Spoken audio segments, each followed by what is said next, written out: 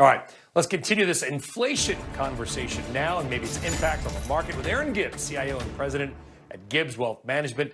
Aaron, not only does inflation cause us to pay more for pretty much everything, it may influence the Fed to raise rates sooner, or the bond market, by the way, to do it for them if we don't have to wait for the Fed. What does that mean for stocks? Tie them together.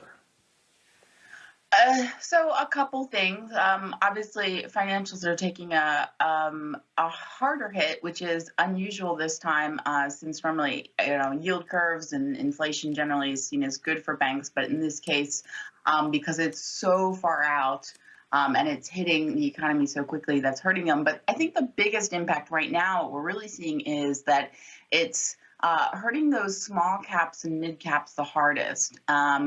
And they've been really stuck in this trading range since we saw this inflation, since your April worries.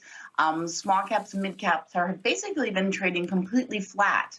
And so this in further inflation and further signs, all these new numbers coming out, means they're probably going to be stuck in another trading range for quite a few months.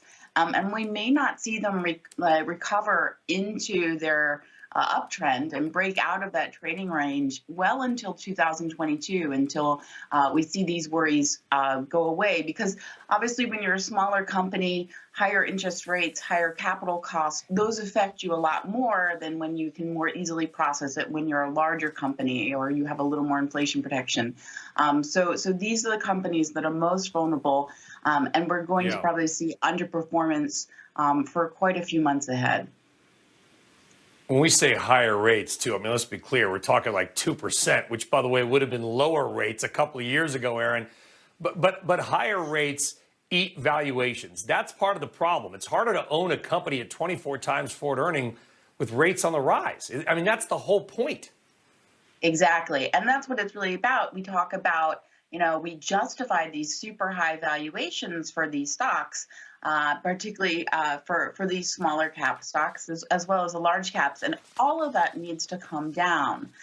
So we've seen the S&P 500, its valuation come down since April, since the spring, and it's been in a fairly steady downtrend. But if inflation and interest rates continue to increase, and it's been a pretty steady increase, it's going to need to come back to what we saw at pre-pandemic levels, which is more about 17 to 18 forward earnings versus the 20-ish times earnings that we have now. Now, that doesn't necessarily mean that we need to see a 15% decline in the market. It could just mean that, again, we might just see a bit more sideways action until the earnings start catching up. The E in the PE starts growing and therefore lowering the valuation.